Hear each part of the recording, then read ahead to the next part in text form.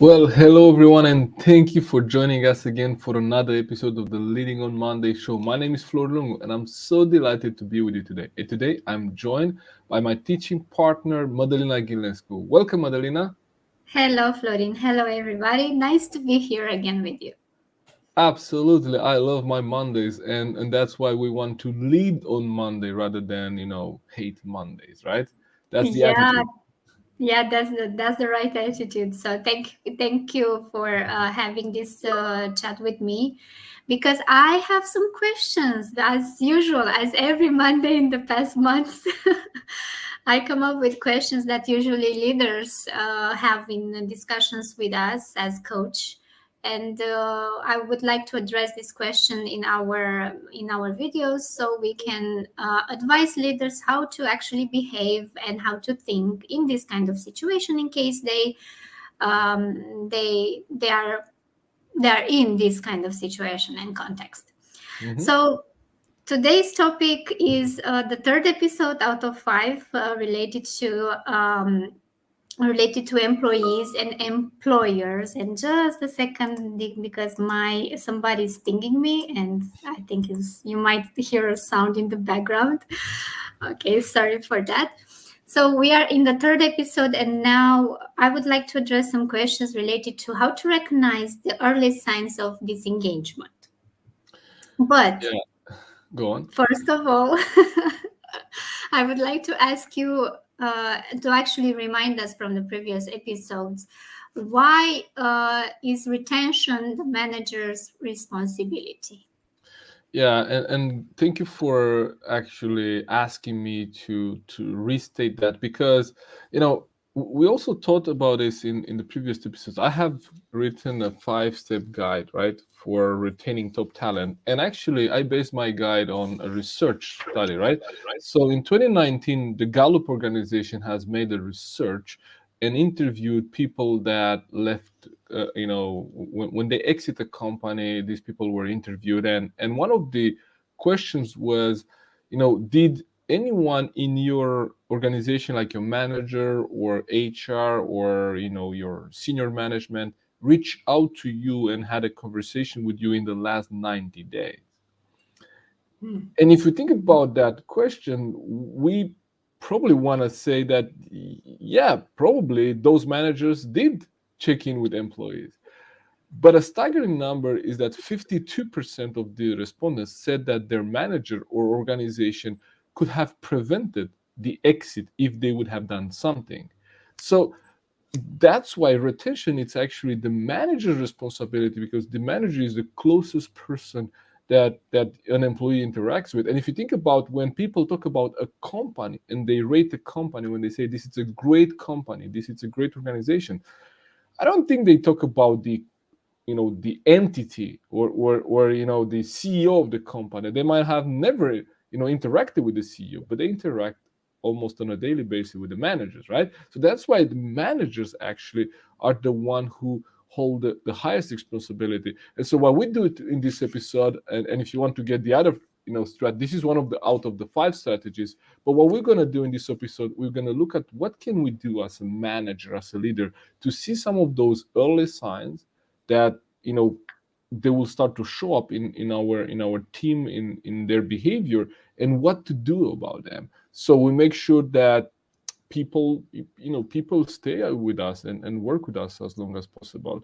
So that's why is the manager's responsibility, because we know that this is a preventable problem. If we look at the Yeah. voluntary turnover, the voluntary leave, right, when people leave because they want, not because they're forced, that is a preventable problem. And we try to now equip leaders and managers to do that. And one of the things is to help them see the signs of disengagement. Disengagement.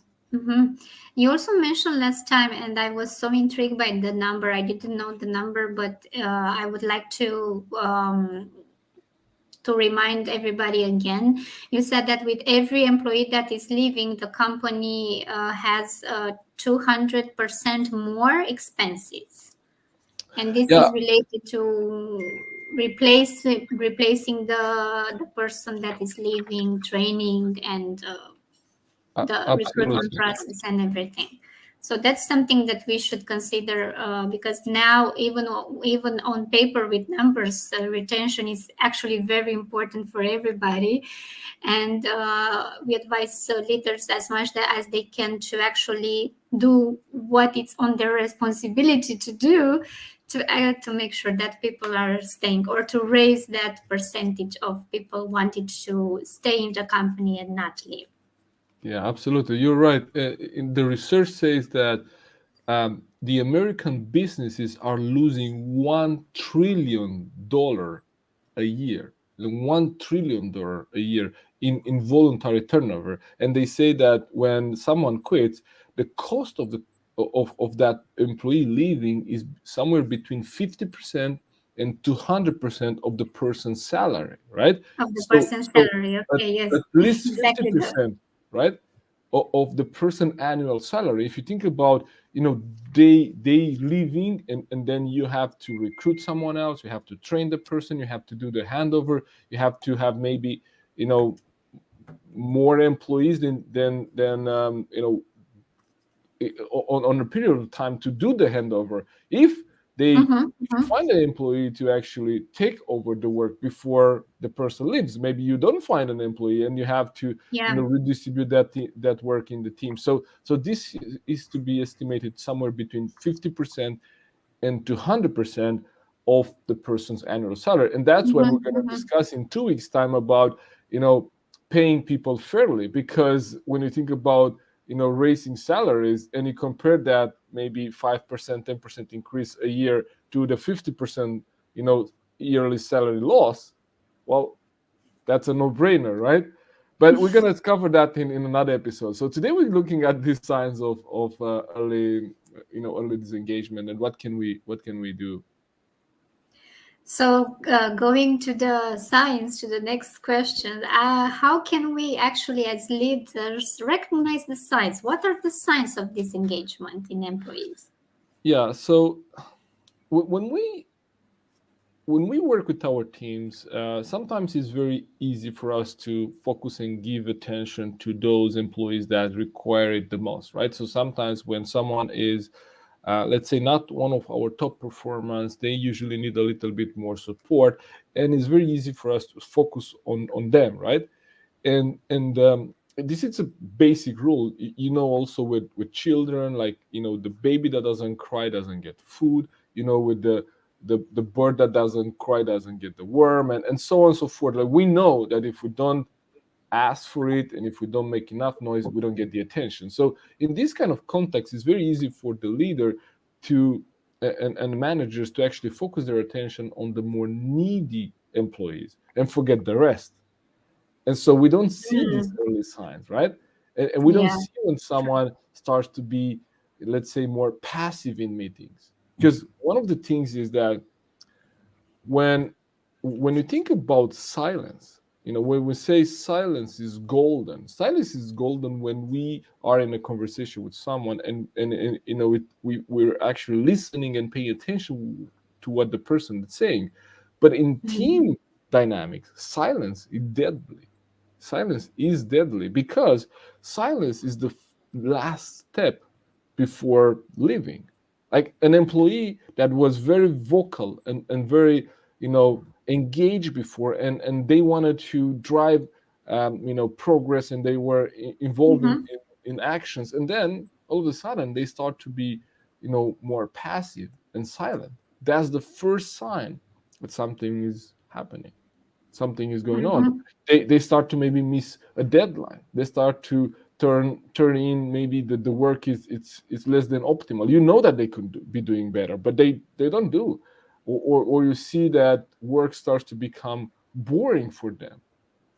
That's when Mm-hmm. something is going on. So look for those signs. Look for silence. Look for employees being passive. Look for maybe them missing deadlines, things that they were not used to do before, or they were not doing before. These are signs that if we don't pay attention as leaders, and if we don't check in with our employees, we're gonna miss. Mm-hmm. Mm-hmm. Mm-hmm. So, what other signs are there? Because I also noticed this kind of idea, well, this kind of sign around me, especially with the vocal people. Hmm. But I would like to ask an additional Sure. question before you talk about another sign. Is what can we do related to the introvert people in our company that usually are not vocal, because we know that introvert people, they are not vocal. They think the whole universe inside of their minds, their hearts, but they don't actually verbalize it. So when they have a problem, they might not say it to the manager. So what can we do if we deal with this kind of with not this kind of people, but with introverts, people who are not vocal enough, so we know that there is might be a sign of disengagement with them. Sure, that's a great question. And there is a difference, right, between the extroverts and people like us that like to speak their minds, and introverts. And the difference is that an introvert might be open in a one-on-one setup, but might not be Yes. open in a group setup, right? So if we Yeah. don't see these signs in a group setup, that's that's where we, like, one of the strategies that we advise in the group, sorry, in the report here, is to actually have regular one-on-one check-ins with your people. So if you have Yeah. introverts on your team, then you want to check in with them one-on-one, because in that kind of setup, and if you create the kind of environment where they feel safe to speak, where they know that you're interested in them as people and not only what they can produce for the company, when you create that favorable environment, that's when they will actually speak their mind too. And one of the challenges that I see leaders face, because, okay, let's face it, if you're a leader, if you're a manager today, it to some extent you're a little bit better at people skills and speaking and presenting compared to your team, right? I mean, Mm-hmm, mm-hmm, usually this is the way that promotions are done in companies, right? You take the best technical person and they have a little bit more people skill and presentation skills, and you make them a manager, right? So with that, if the manager has a little bit more communication skills, the manager will tend to speak more than listen. And that's a challenge if you speak with the introvert one-on-one, and if you kind of do all the talking and you don't allow them enough space to speak, and also to think the answers through, as you said, the introvert will. One of the things that I learned working with people is that people like me, which are more extroverts, and they like kind of be in the center of attention, we tend to speak, and while I'm speaking and I'm explaining to you, I'm finding my ideas and I'm kind of a creative thinker. But introverts, mm-hmm, they tend to think everything through, and when they present it to you, they already they already made their mind, and mm-hmm, that thinking process takes time. And for someone like me, that allowing that silence, it's sometimes very challenging for me to stay quiet long enough for someone to actually think their answers, right? and mm-hmm, and, mm-hmm, and this is a challenge for leaders. So if you work with introverts, don't expect them to be vocal in a group setup. Allow for one-on-one time, and when you have that one-on-one time, help them to open up, help them create that kind of environment where they will speak, and hopefully they will be open with how they feel. mm-hmm. So you talked about as signs we need to pay attention to silence first of all. Yeah, Mhm. if they are not verbal, um, and we need to pay attention to people who usually are not verbal, and we need to have one-on-ones with them. People who are missing deadlines, and the work is not as pleasant as it was before. Are there any other signs that we can actually catch the early signs of disengagement? Sure, and then you could also go beyond that. So this is what you see in the workplace, right? But then you also see some changes in maybe their social behavior. What I mean social is it's Mhm. on social platforms. For example, if someone is updating their LinkedIn profile, if someone is requiring, um, you know, um, Yeah. um, Some a papers. recommendation, Okay, some right? If I, recommendation from, or a yeah. recommendation on LinkedIn. Although, like, okay, this is odd with LinkedIn because when do you ask? When is the right time to ask that recommendation? If you ask it too early, then people. Whenever you ask it, if it's your manager or someone that manages you directly, they'll ask themselves this question, like, why is Florin interested in having a recommendation? Is he planning to leave?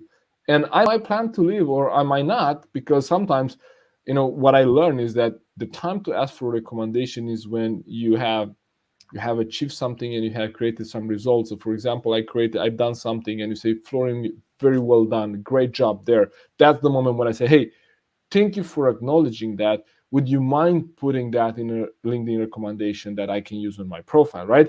That's the time, Mhm, right? mhm. But if we ask it at any other time, that will be a sign that we're looking for a job, right? So this is also Yeah, something. that might be a sign. Sure. Yes, people And might also, think that.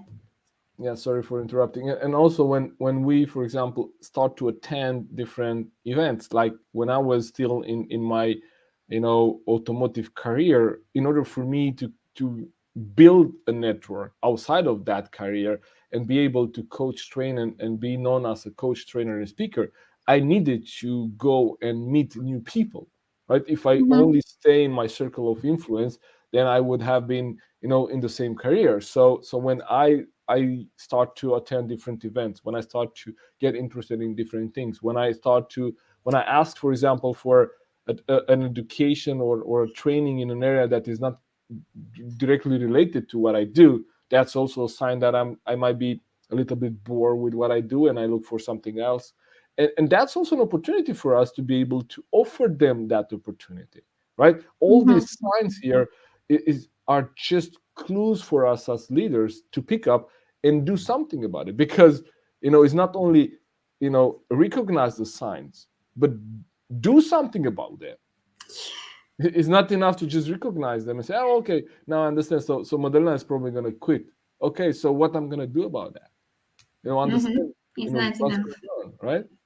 So those are a few signs also that speak.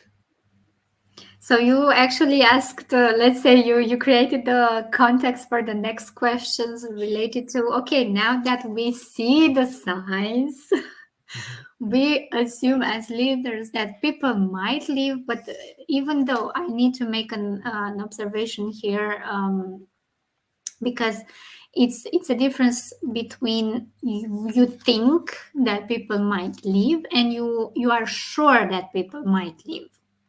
So it's a difference. So just think about this as just signs. This is not something certain, because some people might be very, like you said, they might have a very good network connection with a lot of people in other businesses, other industries, and it's not actually the case where they think they might leave, they want to leave at some point. And also people who are vocal and then are not vocal anymore, there might be a sign just for you to explore a little bit, just to make sure that the person is going or it has something in mind, like leaving, but it's not a certainty. So please make this very definite distinction between I'm positive that they will leave and I just think they will leave. Yeah. And I will just make one more observation related to the bias that we were discussing few sessions ago. Hmm. That pay attention to what you consider about other people. If you think that they might leave because you see the signs, then your attitude towards those employees might change. And even though they, let's say at the beginning, they don't want to leave, they're doing something, it's not related to they wanting to leave, based on your attitude, they might reconsider that and at some point they will leave. So pay attention to your bias. And Absolutely. the And next question is yeah, what you need to you're do. making yeah Yeah, you before we yeah, go to that, you're making a really good observation, because first of all, these are signs, and even if yeah. someone is not leaving, well, someone being disengaged, or someone maybe missing a deadline, it's a sign that something is going on, right? So they might not Exactly. leave, but they might have something in their sorry, something in their private life. They might have um, Mm-hmm. a life event. They might have maybe a sick family member. They might be sick themselves. They might be going Mm-hmm. through a tough Mm-hmm. period. So these are still really good signs for us as leaders to recognize. And you ask, what can we do? Well, that's what can we do, independent if they leave or not. When we see these signs, we want to know what's going on.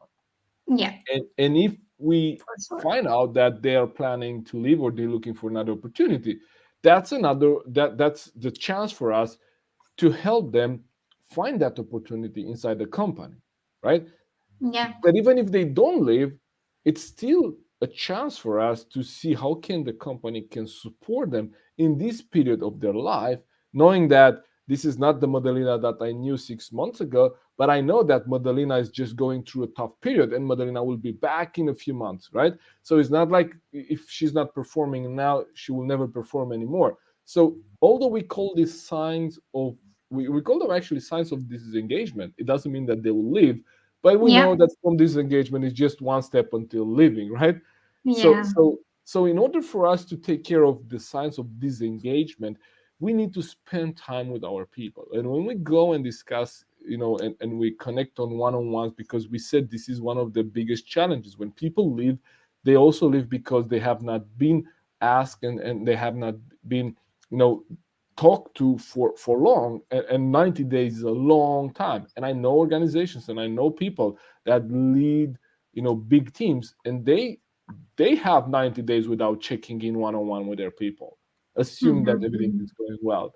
So I know this is real, but also I know that those that take the time to help their people to find, for example, some of the questions that you want to ask your people when you check in with them is help them find something that they love in their work. Like, one of the things that happens is that we focus more on the things that do not work and the negative side. So someone that Mm-hmm. plans to Mm-hmm. leave is because they find maybe job is boring, or maybe they have, a commute time, or maybe they have the pay is not as they wanted. And it's very easy to focus on the things that do not work and forget about the things that work, and forget about why we joined the company in the first place. So one of the things that we want to ask people is, for example, what did you love about work last week? So, for example, to just help them identify one thing that they loved about being at work and being in your company. Because, and again, here there could be two possible answers. Either they give you a list, and that's great, right? It's just you help them remind themselves why they love what they do, or it could be silence. That's Mm-hmm. also an Mm-hmm. answer, where they, if they don't find anything exciting and that they loved about last week, well, that's a big problem, right? But there's also an opportunity for us to say, okay, what can we do to actually make work more interesting, right? What did you Mm-hmm. love in the past, and how can we bring that back, right? So this is not just a question. You ask the question, write the answer down, or just know the answer. It's a question to explore. Do they find something that they love about last week? For example, Mm-hmm. do they did they learn something last week? Because we know that when people find love in what they do, they're more inclined to actually stay in that kind of role. And also when they learn and develop in the role, they're more prone to stay. I mean, they would like to stay. Who doesn't want to develop? And also, we Mm-hmm. want to ask them what they're looking forward to next week. Like, we want to look in the past. What did you love about last week? What did you learn last week? And what are you looking forward to next week, for example? And that way, we kind of gauge where they're at. And with those Mm-hmm. answers, we're able to identify, are they still excited about work? Are there things that they love about work, or it's is in their mind, is they're running a dialogue where they remind themselves all of the things that do not work in this position and believe that the grass is greener somewhere else. So these are the kind of questions that we could ask our people to identify where they are at when it comes to them loving the work they do, being excited about next week, and being excited about next project, being excited about the next quarter, or just turning up for work because they have to. Mm-hmm. I would like to add one more thing to this question because the relationship between the leader and the employee is a two-way road. It's Hmm. not only from the leader to the employee and that's it and it's final. No, it's also from the employee to the leader. So please, I really advise, and this is what I usually do to people, I advise people not to put the whole blame on yourself.